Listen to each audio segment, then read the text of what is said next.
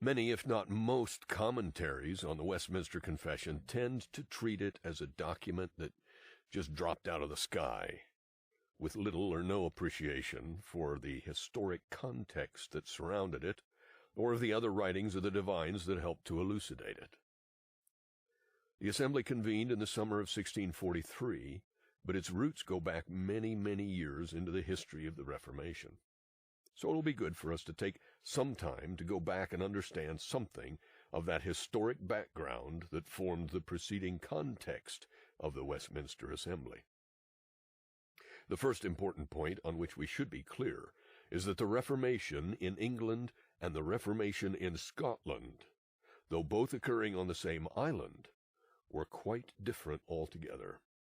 In Scotland, John Knox was used powerfully by God to accomplish a remarkable reformation. As Dr. Ian Tate said, in fact, Knox's unique achievement was to turn a whole nation to Christ, so that after the rapid events in Scotland in 1559 and 1560, an amazed Calvin wrote to him, "We wonder at success incredible in so short a time." Knox was both a powerful and persuasive preacher and a talented and shrewd politician. He was truly an international figure with a strong influence on the European continent, but it was in his own native Scotland that he would be most powerfully used for God's glory and the Reformation of Scotland in 1559-1560. In those 2 short years, the main essence of the Scottish Reformation were accomplished, largely because of the tireless efforts of John Knox. The Scottish Reformation was in fact the fastest and in many ways the most radical Reformation of all. Remember that the Scottish Reformation, or the Scottish Revolution, occurred almost simultaneously. When Mary of Lorraine, the Catholic Queen Regent, had attempted to transform Scotland into a little satellite of France, the Scots refused. The Protestants, in a well-armed and organized group known as the Congregation, successfully resisted Mary's forces, with some help from the British Queen Elizabeth I. And when Mary died in June of 1560, on her deathbed she sought the forgiveness of the Congregation, and the Scottish Revolution was effectively over. The Treaty of Edinburgh was the success story of the Scottish Revolution. It made possible the Scottish Reformation by decreeing that the French and English troops would leave Scotland, and that the Scottish Parliament would be free to determine its own affairs without interference. They held a great service of thanksgiving. The Mass was abolished, the power of the Pope was taken away, and the Reformed faith was established as the official religion of Scotland by statute law. A new Reformed Confession and Book of Discipline, which outlined the form of government of the Church, were voted through Parliament, as Knox puts it, in free and lawful assembly, and this was January 1561. Mary Queen of Scots tried once more to unite Scotland with Rome, turning it into a French satellite, but she was her own worst enemy, and within 6 years she was forced to abdicate in favor of her infant son, James VI, and she was later beheaded for her attempts to take over the English throne. So Scotland was again firmly settled in the path of the Reformation. So in Scotland, we don't see the confusion and the vacillation that we see in England in terms of the doctrine and government of the Church. As Sinclair Ferguson has pointed out, Knox had adopted a radical principle of Reformation, which has come to be called the regulative principle. That is, that it is the teaching of the Word of God alone that should determine not only the doctrine, but also the worship and government of the Church. That is, all of the accumulated extra-biblical innovations must be swept away. The English Reformation was quite different from that of Scotland, and we must recognize that if we're to understand the events leading to the Westminster Assembly. The Reformation in England, though it had its grassroots stretching as far back as Bradwardine and Wycliffe in the 14th century, began on a national scale in a real break with Rome during the reign of Henry VIII, and that for mainly political reasons. When the Pope would not grant him a divorce from his first wife, Catherine, and he wanted a divorce because Catherine would not give him a son, and he really needed a male heir, but the Pope wouldn't give him a divorce, so Thomas Cranmer came up with a legal argument that the marriage could legitimately be annulled. Cranmer would then be appointed Archbishop of Canterbury. He and others also made the case that the king, not the Pope, was the supreme head in his domain of England, and so Henry made a break with Rome. So the English Reformation began with a strongly Erastian influence, Erastianism being that idea that the head of the church is the king. But Henry was not interested in real reform for the Church of England. I mean, he was really aiming at an English Catholic church with himself as the Pope. And in essence, that's what existed, an English Catholic church. There were beginning to trickle into England some Lutheran ideas from Germany, for instance, but Henry opposed such ideas. Yet Cranmer and others had begun to get a taste for true reform. What Henry had begun for merely political reasons should be continued to a true spiritual reformation, like they had seen on the continent. When Henry VIII died, he was succeeded by his son, Edward VI, who really did desire true reform for the church in England. And he made great strides in that direction, albeit for a very short time, until his death in 1553, at the tender age of 16. He was succeeded by Mary Tudor, who was determined to bring England back into the fold of Rome, and created so many English martyrs that she will ever be remembered as Bloody Mary. Well, one positive, though unintended, result of Mary's reign was the continental experience of many reformers who fled during her persecutions to find relief on the continent, where they got to see what real reform could look like in places like Geneva, Zurich, Frankfurt, and so on. Then when Mary died in 1558, they returned home in high hopes that her successor, Elizabeth I, might allow true reform in England. But they were disappointed. It very soon became abundantly clear that she did not intend to carry out a thorough church reform. Elizabeth, renowned for her masterful compromise, the via media, Latin for middle of the road. She said, "In my realm, there will be room for Puritans and Catholics." And since she was by title the head of the church, she steered its course midway between Catholicism and Reformed Protestantism, the via media, the middle of the road. She soon began to exert her political power to regain the control over the church that her sister Mary had relinquished to the Pope. In 1559, she influenced the Parliament to pass a new Supremacy Act, which, like the first under her father Henry, rejected any authority of the Pope over the Church of England. And like her father, she took that authority into her own hands. Then she saw to it that the second prayer book of Edward VI was revised, making it less Calvinistic. In 1563, the Creed, which had been drawn up by Cranmer and others, including John Knox, was shortened from the 42 articles to the 39 articles, once again, concessions to the Catholics. These changes are referred to as the Elizabethan settlement. One of the most significant things she did was to retain in her own hands the power of appointing bishops. Now, it was hoped that in the efforts of reforming the church, this power would be given back into the hands of the church rather than the monarch. But she kept that power for herself. She would not relinquish this to anyone else, because if she controls the bishops, then she controls the church. Well, she also offered bishoprics to Reformed ministers, and if they accepted, became a bishop, she had them in her power. Early on, many such bishops were Puritans, who had hopes of changing her mind and bringing reform to the church. And there were other Puritans who could see more clearly through her designs and who refused to become bishops. In those early years, those two groups were similar. Both groups of men were interested in reform. Both wanted to be rid of the vestiges of old Rome. Both groups were genuinely spiritual men, concerned for the Church of Christ in England. But at the beginning, one group opted to compromise and try to work within the system, while the other group said, "No, we won't compromise on these matters. We want a thoroughly reformed church, not just in doctrine, but in practice and worship as well."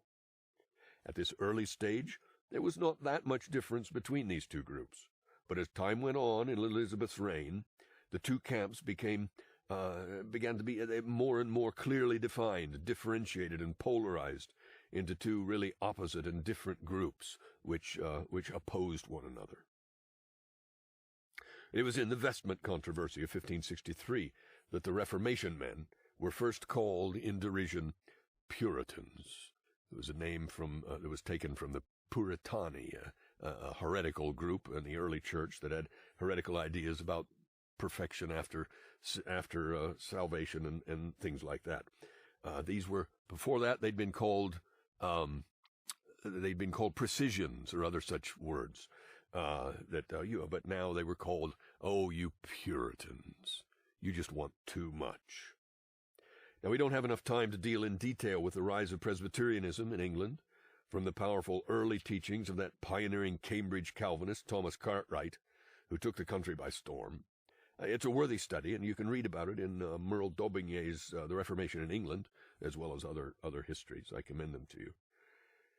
So this is how the teams stacked up toward the end of Elizabeth's reign, where at the beginning there were simply Puritans coming back from the Marian exile. Now you had the division with Anglican Puritans who, having failed to reform the system from within, turned to Pietism. Then you had the Puritan Presbyterians, who still believed in the validity of a state church, only Presbyterian. Then you had the Separatists, who rejected the state church idea altogether. You had good spiritual men in each of these camps, and all three camps would play their respective roles in the history to come under the Stuarts. Because when Elizabeth died childless in 1603, that was the end of the House of Tudor. With no Tudor heirs to the throne, the English called James VI of Scotland to the throne of England. And so James VI of Scotland became James I of England, and for the first time in history, the two countries shared the same king, though they kept separate parliaments and separate churches. Well, Puritan hopes for true reform in England were once again raised, as they hoped that James, who was raised in Presbyterian Scotland, might bring real reform to the English church. While the Reformation in Scotland was decisive and thorough, the Reformation in England was really a series of hopes raised and hopes dashed, as the Puritans hoped for reform under Henry but were disappointed, rejoiced in reform under under Edward VI, but were dashed when he died so young, and then came Bloody Mary. They hoped for reform under Elizabeth, but were dashed repeatedly as she stifled and suppressed so many Puritan attempts. And now they hoped for reform under this Scottish monarch. James had been educated under high Calvinists as his tutors in Scotland. But these hopes would also be dashed. The Stuart monarchs were strongly influenced by the absolutist political theories of France. James' mother, Mary Queen of Scots, had married the French king, Francis II, and had lived for many years in France. So there's a heavy French influence there. And the Stuart monarchs tried with all their might to impose that French absolutism in England. But England was not France. England held a long-standing and very different political ideology, one of limited constitutional monarchy. From as far back as the English Charter of Liberties in AD 1100 and the more famous Magna Carta, first issued in AD 1215, there were universally recognized limits on the powers of the king. The king's rule was not absolute. There was a higher law, which bound even the king. From long-established legal right, the king's power was constitutionally limited. The king could not legally just do as he pleased. England was not France. But the Stuart monarchs, taken as they were by the French absolutist theories, could not be brought to understand the legitimate limits on their own power. From the very first, King James I said that either those Puritans would conform, or he would harry them out of the land. So since the Puritans could not influence the king, they chose to influence the Parliament, and elected many Puritans to that body, so that the House of Commons became a largely Puritan group. Also about this time, we see the rise of independency, with more Puritans favoring complete separation from the Church of England, and an independent form of church government where each individual congregation had no other authority than the Word and the Spirit. Unlike the Presbyterians, who drew from Acts 15 the principle that the larger gatherings of the church in presbyteries or synods or general assemblies could make decisions affecting those congregations represented. So now in the reign of King James I, you have in existence the three main groups who would play their part in the Westminster Assembly. First, the Anglican Puritans, those Puritans wanting to stay within the Church of England and reform it from within. Secondly, the Presbyterians, who wanted to establish Presbyterianism as the state church of England, similar to the Scots. And third, the Independents, or the Congregationalists, who favored an independency of church government, that each congregation is independent of the control of any other body, like a presbytery or hierarchy or a king. Well, when King James I died, his son Charles I took over the throne, and he was even worse than his father. He made enemies of the Scots by trying to forcefully impose his Anglo-Catholicism on the Scottish Church. That was the occasion of the incident of Jenny Geddes, that little old Scottish lady who listened to the prayer book being read out in church, and she said, "You read that in my lugs? You read that in my ears?" And she picked up the stool she was sitting on and threw it at the minister, caused a riot. We need more Jenny Geddses today. He he never could get along with his parliament in either country, and he tried for many years to simply rule without them, since they could not assemble without his call. He gave more prominence to Arminians in the church offices. He persecuted the Puritans with his Court of High Commission and Star Chamber, where he slit their noses, cut off their ears, branded them like cattle, stretched them on the rack, imprisoned them, confiscated their goods, and generally did his worst to them. Many fled to the American continent, where they could finally find the freedom to worship that they craved. Well, finally, when Charles had to call the Parliament to raise money for his expensive wars, they refused to be dissolved. And so you have the Long Parliament, finally seeking to reform the church. Then Charles made his worst mistake.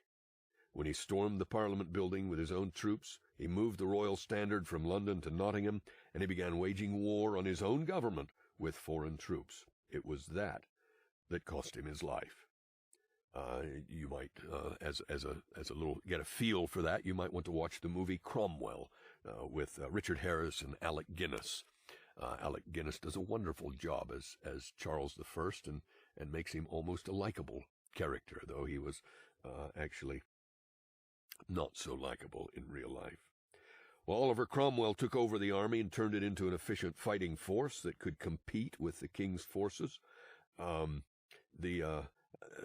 Early on, the king's forces were really giving a drubbing to the parliamentary forces, and it was touch and go there for a long time.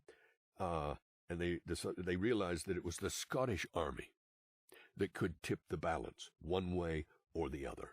So both sides tried to win over the Scots, the king and the Parliament.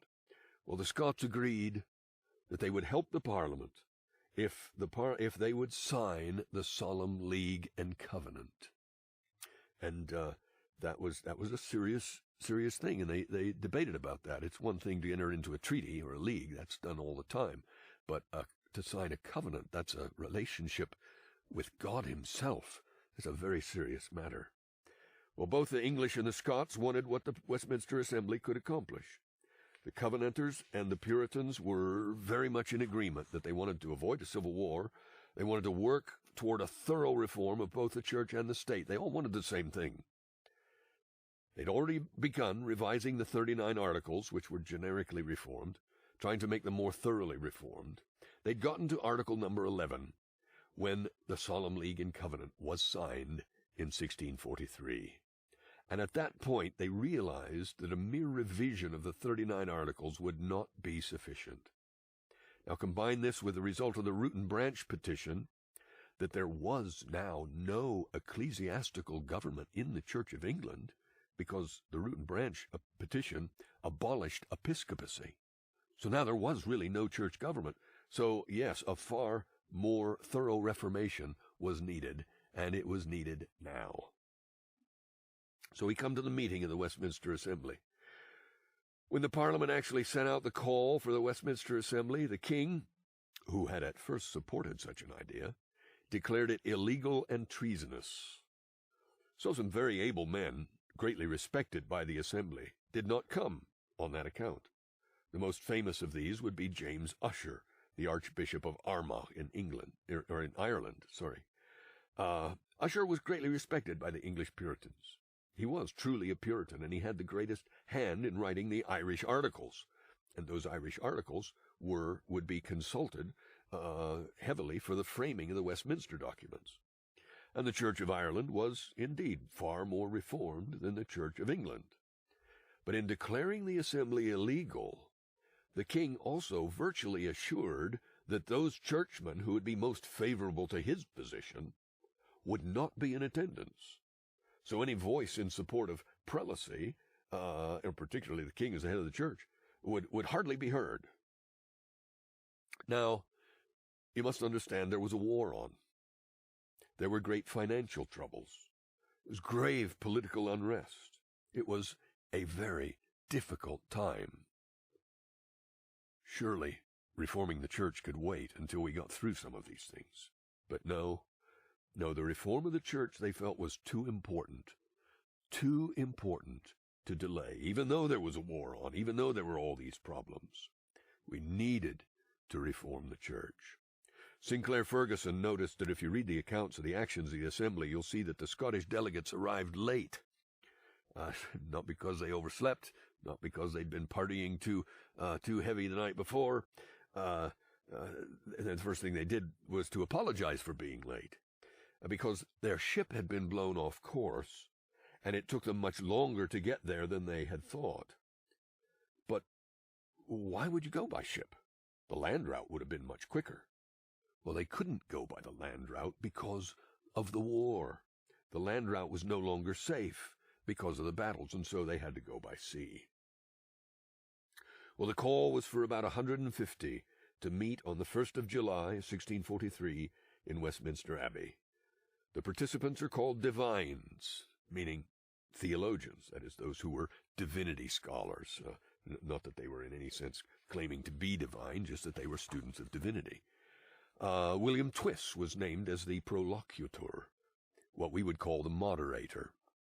But he was not the main leader. There really was not one main leader, and this was one of the strengths of the Westminster Assembly. All were men of unusual giftedness. The entire cream of the crop of the English Reformation minds were gathered together into this one august body. The assembly was composed of three main groups. All were Calvinists. All wanted to see the church reformed. Theologically, they were very similar, but there were some differences among them, mainly in the area of ecclesiology, specifically concerning church government. There were first the Anglican Puritans. These were the men who favored the episcopal form of government, and among them were some notable Erastians who favored the king as the head of the church. This group was very small, though, because of the king's declaration that the assembly was illegal. Since most of the Erastians and Anglican Puritans were loyal to the king, they didn't go. Secondly, there were the Presbyterians. This group was in the majority, and they favored replacing the Anglican state church with a Presbyterian state church, but not on the Erastian model. They favored a church that was sanctioned by the state, but which governed its own affairs, much like the Presbyterian church in Scotland. The term comes from the Greek word for elder, presbyteros, and reflects the idea that the Lord Jesus rules a local congregation by means of elders elected from among the congregation, and pastors called by the congregation, rather than the appointments of bishops in a hierarchy. Beyond the local level, they felt that the Scriptures taught a connectionalism between individual congregations from such passages as Acts 15, so that ministers and elders from individual congregations meet in larger bodies called presbyteries. even larger bodies called synods and general assemblies, to execute the Lord's government of the affairs of the church. And then thirdly, there were the independents. This group was a minority in the assembly, but it was a well-respected minority. They differed from the Presbyterians on the nature of the broader assemblies of the church. On the local level, they also believed in rule by elders, which distinguishes the independents from the group called the Congregationalists, who believed in rule by the congregation itself, with church membership voting to determine all the questions of church governance. But beyond the local level, the independents felt that a broader church assembly, though it can be helpful for the church as a whole, but the decisions of such an assembly should not be considered as binding on a local congregation, but should be seen rather in the sense of pious advice. So that the main distinction between the independents, that was the main distinction between the independents and the Presbyterians. The assembly, as it finally gathered, consisted of 30 laymen, 10 lords of the realm, and 20 commoners, and 121 divines. But we need to recognize the peculiar status of the Scottish delegates. The Scots delegates were not actually voting members of the assembly. Originally, they were invited to attend as members, but they declined, preferring rather to attend as delegates representing the Church of Scotland. Now, you might think at first that this would put them at a disadvantage, as they would not have a vote. But it was, in fact, as Sinclair Ferguson puts it, a very shrewd move on their part. Because now, as representatives of the Church of England, they formed, in effect, a small committee through which the assembly sent virtually everything they decided to be sure that this would be acceptable to the Church of Scotland. So everything was funneled through them, and in the end they exerted a far greater influence than if they had been full voting members. Foremost among these Scottish delegates were Samuel Rutherford, who had written Lex Rex, and Alexander Henderson. As for the procedure, the average daily attendance at the general sessions was between 60 and 80. Remember, these were pastors. They had flocks with needs to take care of, and there was a war on. For most of its time, the assembly met in the Jerusalem chamber of Westminster Abbey. There were 1,163 official sessions from 1643 to 1649, and that's not including numerous other committee meetings. They met for 5 years, 6 months, and 22 days. As for the results of the assembly, in terms of the products of the assembly, what documents were produced by the Westminster Assembly? Well, the Solemn League and Covenant was ratified by the Assembly in 1643, but it was not written by the Assembly. The form of Presbyterial church government was completed in 1644. The Directory for the Public Worship of God was produced in 1644. They were not big fans of prayer books as a rule, so this was about as close to a prayer book as they would come, this Directory for the Public Worship of God. Then the General Assembly of the Church of Scotland would add to this the Directory for Family Worship in August of 1647, wanting a guideline for not only formal public worship, but also for private family worship. The Westminster Confession of Faith was completed in 1647. Westminster Shorter Catechism was presented to the House of Commons on the 5th of November, 1647. Westminster Larger Catechism was presented on the 14th of April, 1648, and both were approved by the Parliament on the 16th of September, 1648. They gave scripture references in support of their statements, but they were not just throwing isolated proof texts out of context like some people do. That's why they also wrote the Westminster Annotations of the Bible, where they explained how they interpreted the texts that were given in support of their positions, setting them within their context. And this was published in 1657. Another product of the assembly was the metrical psalter, where the psalms were set to verse so that they could be sung by the congregation. This was published in 1650 by the Church of Scotland. The most influential products of the assembly, though, were the Westminster Confession and Catechisms. The Westminster Confession of Faith, this was arguably the most important thing to come out of the assembly. The bulk of the work on this confession was accomplished by a committee of 25 of the ablest scholars. It consists of 33 chapters of various lengths, which you will be exploring in the weeks to come. In terms of the short-term and long-term effects of the assembly, let me read from the OPC website, Orthodox Presbyterian Church website. It says this: parliamentary efforts to reconstitute the established Church of England along Presbyterian lines were soon thwarted by the rise to power of Cromwell, who favored independency, and the expulsion of Presbyterians from Parliament in 1648, and then the restoration of the monarchy in 1660, which quickly led to the reinstitution of episcopacy and the suppression of Puritanism. Sinclair Ferguson says this: the great paradox of the Westminster Assembly is that, at least in the short term, the only location in which it had any significant influence was the one location that hadn't needed it in the first place. So the documents were taken back to Scotland, they were agreed upon in Scotland, they were employed in the Church of Scotland, but they fell into desuetude in England and made no significant impact on the life of the Church in England, either at that time or between that time and this time.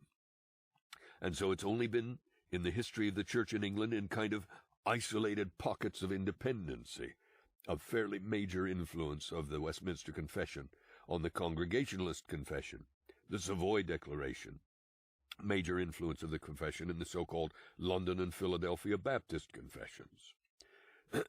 But he says, and this is still Sinclair Ferguson, but he says, apart from those worlds of relative independency, the Westminster Divines had virtually no impact whatsoever on the life of the Church of England. And so, paradoxically, he says, as it was in the beginning of the 1640s, so it is now, and who knows, it ever shall be until the final Presbyterianizing of the Church, about which the early chapters of the book of Revelation speak aloud. Well, perhaps the OPC, as well as Sinclair Ferguson, minimize a little too much the effect of the Westminster Confession on shaping the future of Reformed thought, particularly in terms of its effects on nonconformity, independency, and the Congregational and Baptist churches. And, of course, the Presbyterian Church here in the States. I guess back then it would be the colonies. We mentioned the respected minority of independents in the Westminster Assembly. When it became evident that they could not come to agreement with the Presbyterians over the question of church government, they met with parliamentary sanction in October of 1658 at the Savoy Palace to create the Savoy Declaration. There were some 200 elders and ministers in attendance, though due to the insufficient records, we do not know who most of them were, sadly. We do know that the 6 leading divines were the respected Puritans Thomas Goodwin, John Owen, Philip Nye, William Bridge, Joseph Carroll, and William Greenhill. Thomas Goodwin headed the deputation, presenting a copy of it to Richard Cromwell, Oliver Cromwell's son, who ruled for about a year after his father's death, but just could not fill his father's shoes before they reinstituted the monarchy. For its substance, it is essentially a reiteration of the Westminster Confession with a few changes in the areas of church government. This set the stage for the future of confessional nonconformity, as it essentially recognized that the work of the Westminster Assembly was the standard. All future confessions would be compared to the Westminster. So we do see the Westminster Assembly having a huge influence not only on Presbyterianism, but on independency, Congregationalism, and then in the particular Baptist denominations as well. The Savoy Declaration in turn formed the basis of the London Baptist Confession of 1689, best Baptist confession ever written, I believe. The London Baptist Confession of 1689 was adopted with very little modification on this side of the Atlantic as the Philadelphia Baptist Confession in 1742. So we find in the Baptist churches in England and in America in those early years, with the exception of the General Baptists, which followed Arminianism, their doctrinal Calvinism was shaped and influenced very largely by the Westminster Assembly. And then we see things develop quite differently in England as opposed to here in America. As Sinclair Ferguson just mentioned, the Westminster Assembly was really the high point, the high watermark for Presbyterian influence in England. After that, it waned considerably, first because of Cromwell's affinity for independency, and then, of course, after the restoration of the monarchy, when the Stuarts reinstated the Episcopal Church of England, and even greater persecutions against all the Puritans. From then on, the Presbyterian influence was rather marginal in England. And with the rise of higher criticism, modernism, and classical liberalism, the Presbyterian Church in England went almost entirely Unitarian and liberal. As I was studying the Puritans in the 80s with my English mentor, Ian Tate, he said to me, "Bill, I don't know of a single converted Presbyterian minister in all of England." The Reformed faith was carried on over there, not by the Presbyterians, but by the Independents, the Congregationalists, and the Baptists. Over here, on the other hand, the Baptist churches went mostly Arminian, with a very few small exceptions. It's only been in the last 40 years or so, 50 years or so, that the Reformed faith has been making more inroads into the Baptist churches in the States. The Reformed faith in the States was carried forward not primarily by the Baptists, but by the Presbyterians. Yes, there were Presbyterians who went the way of liberalism, both in the North and in the South. But in each case, there were those faithful who opposed the liberalism of the larger Presbyterian denominations and remained faithful to the Westminster Confession. And so you have the formation of the Orthodox Presbyterian Church in the North, and then the formation of the PCA in the South, as well as many smaller, faithful Presbyterian denominations, carrying the Reformed faith to the next generations. And undergirding that strength of conviction is the work of those faithful men of so long ago, the courageous men of the Westminster Assembly.